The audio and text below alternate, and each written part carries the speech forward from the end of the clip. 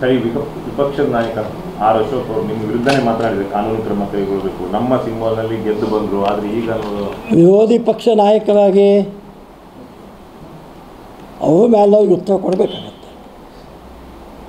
ವಿರೋಧಿ ಪಕ್ಷ ನಾಯಕರಾಗಿ ಅದೆಲ್ಲಕ್ಕಿಂತ ಹೆಚ್ಚು ನಮ್ಮ ಶಾಸಕಾಂಗ ಪಕ್ಷ ನಾಯಕರಾಗಿ ಶಾಸಕರನ್ನ ಕಂಟ್ರೋಲ್ ಇಟ್ಕೊಳ್ಬೇಕಾಗಿತ್ತು ಅವ್ರ ಕರ್ತವ್ಯ.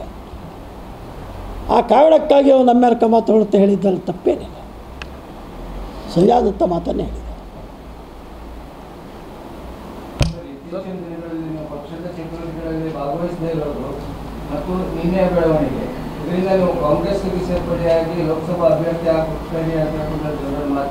ಊಹಾಪೋಹಗಳ ಬಗ್ಗೆಲ್ಲ ಉತ್ತರ ಕೊಡಬೇಕಾದಂಥ ಅವಶ್ಯಕತೆ ಇಲ್ಲ.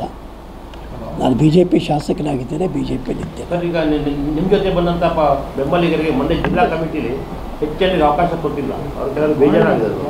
ಅದ್ರ ಬಗ್ಗೆ ಮುಂದೊಂದು ದಿವಸ ಹೇಳ್ತೀನಿ, ಯಾವ್ಯಾವ ಏನು ಮಾಡಿದ್ದು ಆ ಕಾಲ ಬಂದಾಗ ಹೇಳ್ತೀನಿ. ಹೆಬ್ಬಾರ್ ಅವರು DK ಶಿವಕುಮಾರ್ ಅವರನ್ನ ಭೇಟಿಯಾದ್ರು, ಚರ್ಚೆ ಮಾಡಿದ್ರು ಅಂತ ಮಾತಿದೆ. ಪ್ರಸನ್ನ ಡಿಸೋಜ ಹಾಲಣಬೆ ಕೃಷಿ ಮಾಡಿ ವರ್ಷಕ್ಕೆ 3 ಲಕ್ಷ ಗಳಿಸ್ತಿದ್ದಾರೆ. ನೀವು ಕೂಡ ಅವರಿಂದ ಕಲಿಬೇಕಾ? ಅವ್ರ ಜೊತೆ ವಿಡಿಯೋ ಕಾಲ್ನಲ್ಲಿ ಮಾತಾಡಬೇಕಾ? ಈಗಲೇ ಫ್ರೀಡಮ್ ಆ್ಯಪ್ ಡೌನ್ಲೋಡ್ ಮಾಡಿ.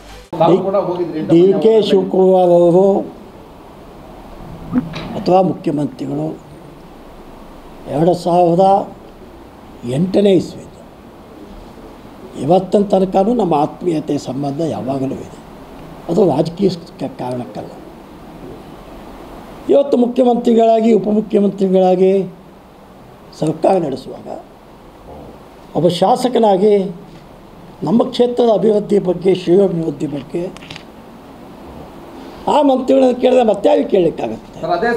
ಪಕ್ಷಕ್ಕೊಂದು ಮುಖ್ಯಮಂತ್ರಿ ಪಕ್ಷಕ್ಕೊಂದು ಉಪಮುಖ್ಯಮಂತ್ರಿ ಇದ್ದಾಗ ನಿನ್ನೆನೇ ಹೋಗಿದ್ದಗಳ ಬಗ್ಗೆ ದಾಖಲೆ ಇದೆ, ಹೋಗಾಕಿ ಏನು ದಾಖಲೆ ಇದೆ? ಫೋಟೋ ಬಿಡುಗಡೆ ಮಾಡಿ. DKC ಜೊತೆಗೆ ಮತ್ತು ಸಿದ್ದರಾಮಯ್ಯ ಜೊತೆಗೆ ಮಾತು ಇದ್ದೆ, ಎಲ್ಲ ನೋಡಿದೆ ನಾನು. ಹೋಗಾಕಿ ದಾಖಲೆ ಇದ್ದೆ. ಹೋಗಿದ್ದೆ ಅಂತ ನಾನು ಹೇಳಿಲ್ಲ, ನಿನ್ನೆ ರಾತ್ರಿ ಸುದ್ದಿ ಅಲ್ಲ ನಾನು ಹೇಳಿರ್ತಕ್ಕಂಥದ್ದು. ಮುಖ್ಯಮಂತ್ರಿ ಕಡೆ ಭೇಟಿ ಆಗ್ತಕ್ಕಂಥದ್ದು ಇದನ್ನು ರುಟೀನ್ ಕೋರ್ಸ್. ಆದರೆ ನಿನ್ನೆ ರಾತ್ರಿ ಭೇಟಿ ಆಗಬೇಕಂತ ಅನಿವಾರ್ಯತೆ ನನಗೇನಿಲ್ಲ. ಆಯಿತು, ನಾನು ವೇಳೆ ಭೇಟಿ ಮಾಡಿದ್ದಿದ್ದೆ, ಆರೋಗ್ಯ ಸರಿ ಇಲ್ಲೋದು ಹೋಗಿ ಕಾಂಗ್ರೆಸ್ಸಿಗೆ ಮತ ಹಾಕ್ತಿದ್ದೆ ನಾನು. ಯಾಕೆ ಹಾಕಲಿಲ್ಲ? ಕಾಂಗ್ರೆಸ್ ಗೆಲುವು ನಿಶ್ಚಿತ ಅಂತ ಹೇಳಿ ಮೊದಲೇ ತೀರ್ಮಾನ ಆಗಿತ್ತಲ್ಲ. ಮತ್ತೆ ಯಾವ ನಮ್ಮ ಅವಶ್ಯಕತೆ ಅವ್ರಿಗೇನಿದೆ? ಆಗ 138 ಜನ 138 ಒಬ್ಬರು ತೀರ್ಕೊಂಡು 134 + 4 138 ಜನ ಅವ್ರ ಕಡೆ ಅಧಿಕೃತವಾಗೇ ಇದ್ದಾಗ 3 ಅಭ್ಯರ್ಥಿಗಳು ಗೆಲ್ಲೋದು ಬೇಕಾಗ್ತಕ್ಕಂಥ ಮತನೇ 45 4 3 12 15 135 ಮತ ಬೇಕು. ಅಷ್ಟಾಗಿ 4 ಮತ ಜಾಸ್ತಿ ಇದೆ ಅಂತೇಳಿ ಎಲ್ಲರಿಗೂ ಗೊತ್ತಿತ್ತು. ಹಾಗಾಗಿ ನಮ್ಮ ಕಡೆ ಬಂದು ಮತ ಕೇಳಬೇಕಾದ ಅವಶ್ಯಕತೆ ಏನು? ಅಲ್ಲ, ಹೆಬ್ಬಾರ್ ಅವರು BJP ಒಂದು ಸಂದೇಶ ಕೊಟ್ಟರು ಈ ಮೂಲಕ ಅಂತ ಅಷ್ಟೇ. ಇದರಿಂದ ಮತ ಹಾಕೋದ್ರಿಂದ ಅಥವಾ ಮತ ಹಾಕದೇ ಇರೋದ್ರಿಂದ ಏನೋ ಪ್ರಯೋಜನ ಇಲ್ಲ. ಸಂದೇಶವನ್ನು ಅರ್ಥೈಸ್ಕೊಳ್ಳೋದಕ್ಕೆ ನನ್ನ ಆಕ್ಷೇಪ ಇಲ್ಲ. ನನ್ನ ನಿಲುವನ್ನು ಸ್ಪಷ್ಟಪಡಿಸಿದ್ದೇನೆ. ಮೊದಲನೇದಾಗಿ ಕಾಂಗ್ರೆಸ್ನವರಿಗೆ ಯಾವುದೇ BJP ಮತದ ಅವಶ್ಯಕತೆ ಇರಲಿಲ್ಲ. ಅವ್ರ ಕೈಯಲ್ಲಿ ಬೇಕಾಗುವಷ್ಟು ಮತ ಅವ್ರ ಕೈಯಲ್ಲಿ ಇತ್ತು. ಹಾಗಾಗಿ ರಾತ್ರಿ ಹೋಗೋವನ್ನು ಭೇಟಿ ಆಗಬೇಕಂತ ಅನಿವಾರ್ಯತೆ ಅವಶ್ಯಕತೆ ಎರಡೂ ನನಗಿರಲಿಲ್ಲ. ಇವು ಸತ್ಯಕ್ಕೆ ದೂರವಾಗಿರ್ತಕ್ಕಂಥ ಸಂಗತಿ.